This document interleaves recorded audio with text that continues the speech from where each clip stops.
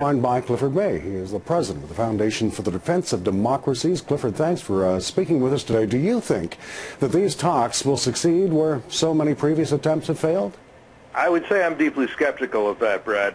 I think it's good for Kerry that he's managed to get some negotiations underway. It's always useful and a good idea for the Israelis and the Palestinians to be talking to one another and doing so openly. They've been doing so covertly for a long time on a number of matters, though not negotiations that are meant to lead to anything.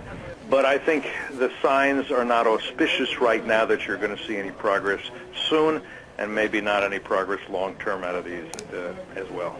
So what is new in your view with this round of talks? What's changed? All that's changed is that for the past, really since Obama's been in office, Mahmoud Abbas, who leads the Palestinians at least in the West Bank, theoretically in Gaza, though he dare not even step foot there, has agreed on the concept of negotiations. It's not clear to me that Abbas is actually going to sit down at a table with Netanyahu, that could happen. As you mentioned, first negotiations are taking place in Washington between Saeb Erekat, longtime Palestinian negotiator, and an Israeli. Name has not been announced.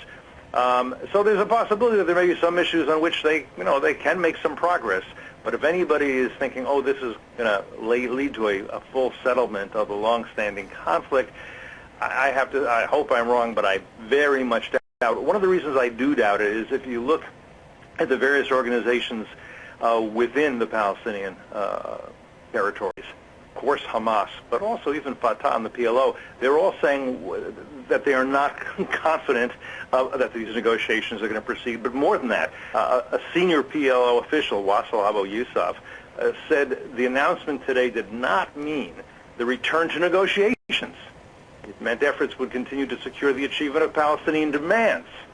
But that doesn't sound like somebody who's ready to make some concessions or deal or compromise or accept a loaf and a half loaf. Fatah has said things similarly, and I can go through a bunch of other organizations who have also voiced opposition to the idea of a resumption of peace talks, and certainly to any compromises that would be made on the Palestinian part in those talks.